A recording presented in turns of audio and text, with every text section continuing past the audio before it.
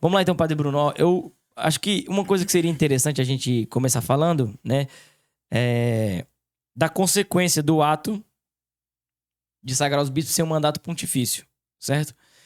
E ele acarreta automaticamente em excomunhão. Acho que a pena mais grave da igreja.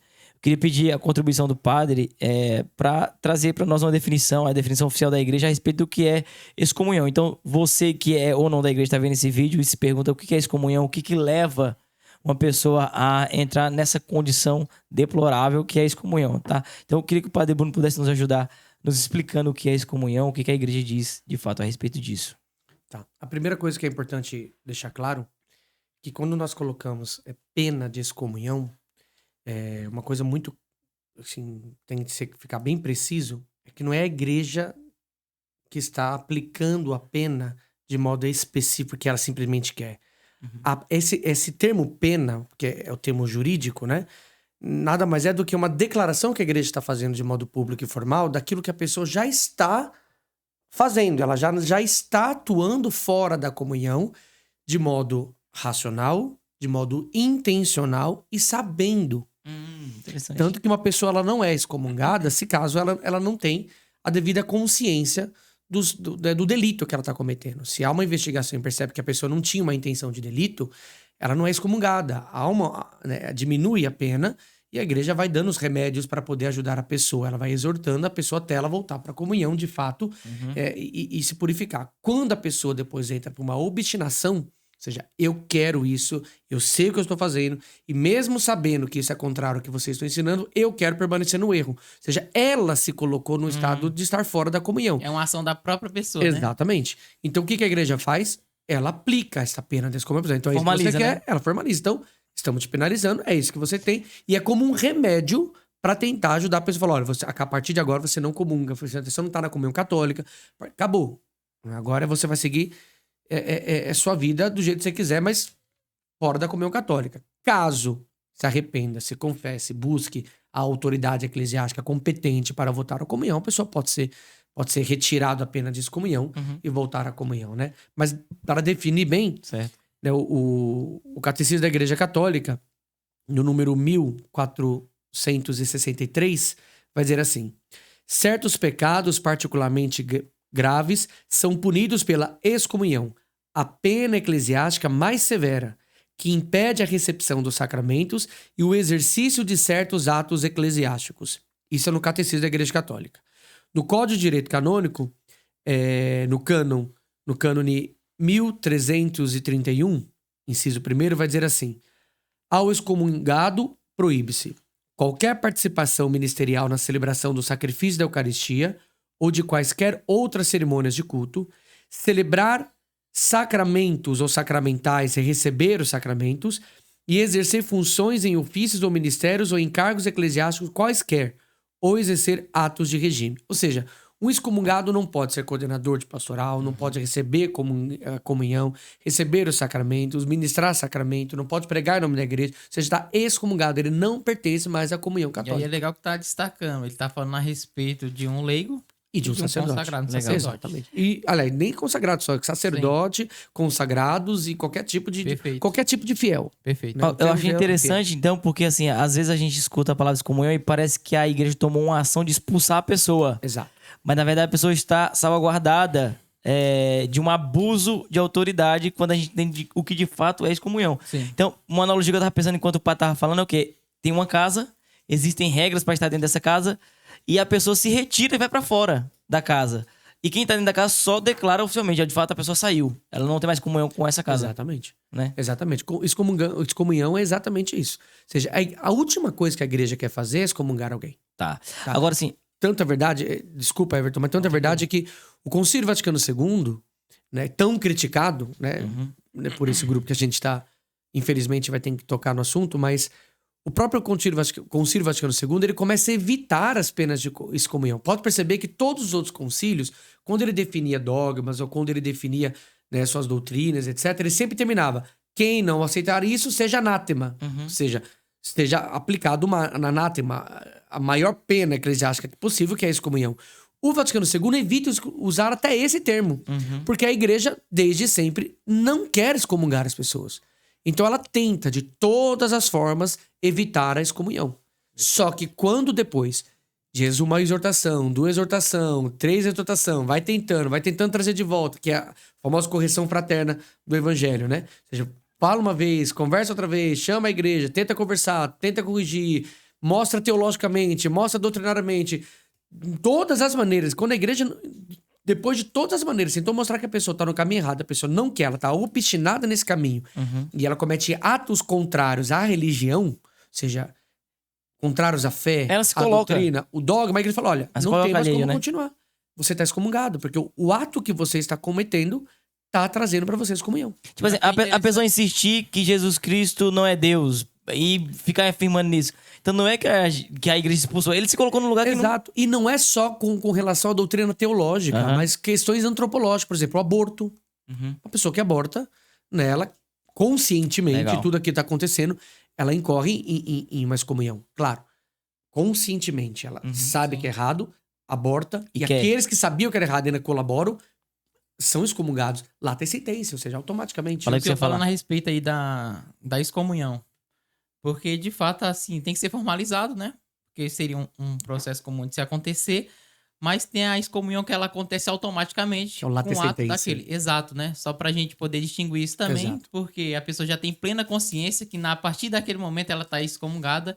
Mas também tem o fato de que a igreja precisa intervir e comunicá-la, né? Exato. Se o ato for público, a igreja ela publicamente ela faz essa formalização. Né? Legal. Quando o ato é público. Sim. Eu acho que uma coisa que ficaria interessante a gente colocar na timeline aqui do episódio que a gente não colocou. E o erro Tema foi meu. específico. Não tem o tempo específico. Por que a gente tá falando de excomunhão, né? Que a gente não colocou. Pra Perfeito. ficar bem claro, porque talvez alguém chega aqui... Por que vocês estão falando de excomunhão? A gente tá falando por conta do ato público realizado pela Fraternidade Sacerdotal São Pio X. Então, acho que pra colocar todo mundo na mesma página, eu queria pedir pro padre falar de forma resumida, né? O que foi que aconteceu hoje, dia 1 de julho de 2026, tá bom?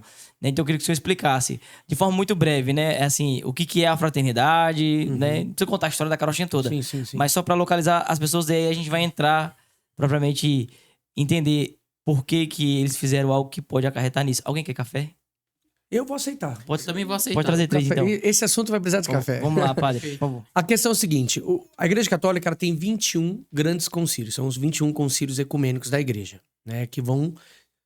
Todos os concílios surgiu para poder responder uma demanda doutrinária, demanda pastoral da Igreja. Falou 21 concílios. Ecumênicos, quando se diz concílio ecumênico, não é concílio ecumênico com outras denominações cristãs. Concílio ecumênico significa um concílio geral. Da Para igreja geral, toda a igreja, perfeito. a Igreja Católica em todas as suas expressões. Inclusive Maravilha. com as igrejas orientais ligadas a Roma. Mesmo que tenha pessoas de outras denominações, elas estão como ouvintes, mas não como com voz ativa. Né? Perfeito. Legal. Talvez, se houver algum outro concílio, hoje em dia, talvez eles possam até opinar alguma coisa depois da abertura sinodal do Papa Francisco, né? Mas geralmente não é assim que funciona, né? Mas houveram 21 concílios. O último concílio é o famoso Concílio Vaticano II, que muda, né? Há 50 anos atrás, né? 1962 até 1965, se eu me recordo, né? Ele muda algumas estruturas da igreja, algum modo da igreja agir pastoralmente, o modo da igreja falar ao público. Antigamente a igreja ela tinha uma atitude muito mais de exortação e de guerra contra o mundo. A partir do Vaticano II, a igreja passa a tentar dialogar com o mundo para tentar extrair o melhor, e a partir da extração do melhor, elevando o evangelho. Exatamente num período em que a igreja estava perdendo voz. Né? Então, são lançados vários documentos, constituições dogmáticas, constituição doutrinal e etc. Neste Concílio Vaticano II, então, surge uma mudança radical na estrutura da Santa Missa. O que era a missa, por exemplo, da liturgia tridentina, que o pessoal chama de liturgia em latim de Costa pro Povo, e a atual liturgia que nós temos hoje, a Santa Missa. E um grupo, né, tradicionalista, mas na verdade era um bispo especificamente. Isso da década de 60 pra cá. Exatamente, um bispo, Dom Marcel Lefebvre, né? Ele começa, então... Que estava, inclusive, ali no conselho. E que aprova, tá? O documento. Tá? Só lembrando que ele foi um dos que aprovaram, mas depois ele começa a se votar contra, principalmente devido ao missal de Paulo VI depois, etc. Claro, Tô resumindo muito. Sim. É isso tá bom? mesmo, a ideia é essa. Esse é um resumo muito Quem quiser, grande. depois a gente Se quiser, a gente vai aprofunda pesando e depois mais, a gente faz outro pode episódio falar. sobre isso. Porque existem muitos livros sobre isso, tá? Seja do lado dele, seja do nosso lado, são livros bons que explicam as atas apostólicas sedes, que é onde a gente encontra a fonte do concílio, tá? Perfeito. As disputas, as votações, os documentos, etc. É legal. Mas ele votou em muito do que é a favor hoje, do que é o Vaticano II, ele votou praticamente a favor de tudo, quase tudo, né? E depois ele começa a se voltar e começa a bater de frente. Segundo ele, por questão de livre consciência, né? Né? E começou a bater de frente, dizendo que tem que defender a tradição, que tem que defender a liturgia sagrada, e que tem que defender isso, tem que defender aquilo, etc, etc, etc.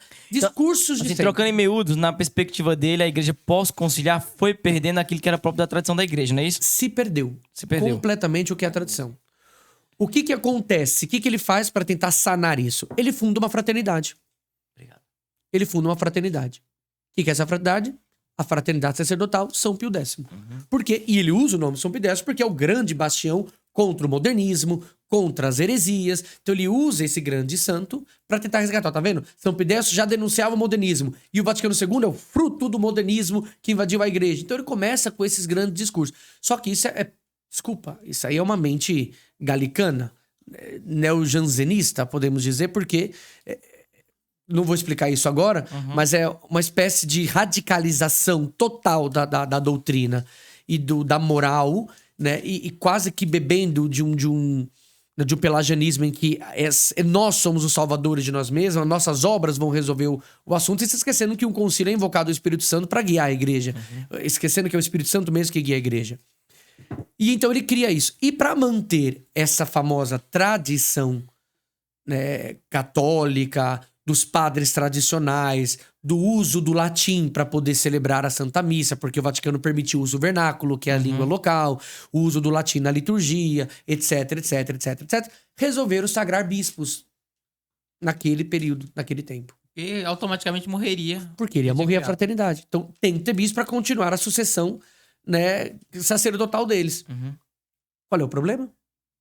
Que ali houve a grande excomunhão. João Paulo II, então, aplica a pena de excomunhão. Por quê? Não se pode. O direito canônico proíbe. E em breve eu leio, né, isso aqui, né, os cânones que estão no direito canônico. Né, Pra galera que não tá entendendo, eu vou traduzir. O padre fala com a linguagem, aí eu pego e trago pro povo. Tipo assim, é um bispo, aleatoriamente, fala assim, eu quero sagrar outro bispo. Eu quero fazer de um padre um bispo, um sucessor dos apóstolos.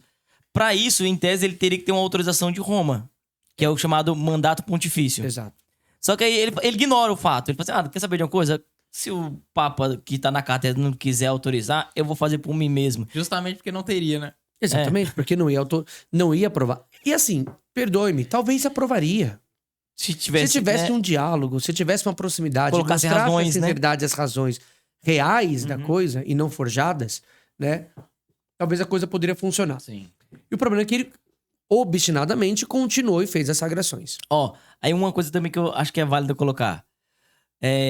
Ele alega fazer isso porque boa parte da igreja se deixou levar pelo modernismo. Isso. Então, ele reconhece que tem bispos modernistas, certo? Até Agora, os bons bispos, para eles, estavam marcados pela heresia, pelo modernismo, Sim. pela frouxidão doutrinal. Mas o que eu ia dizer é o seguinte, ele pode dar ideia pra louco também, porque se ele pode sagrar bispo sem autorização de Roma, um bispo modernista qualquer que seja também poderia fazer a mesma coisa. E aí Exatamente. o negócio ia virar uma lambança. Que é o que nós conversávamos. Se vocês pegarem, por exemplo, um povo desses tradicionalistas sedevacantistas, ou esse povo tradicionalista da Fraternidade Sacerdotal São Pio X, e vamos supor que a gente chama ele para uma entrevista e pede para eles darem todos os argumentos por que o protestantismo é errado. Por que a atitude de Lutero foi errada? Por que a atitude protestante é errada contra o magistério? Quais os argumentos que os protestantes têm contra o Papa, contra a autoridade papal? Por que isso é errado? Deixa eles explicarem. Eles vão explicar. Depois pega tudo que eles falaram e aplica neles. Porque eles vão dar a resposta deles mesmos do porquê que eles estão errando.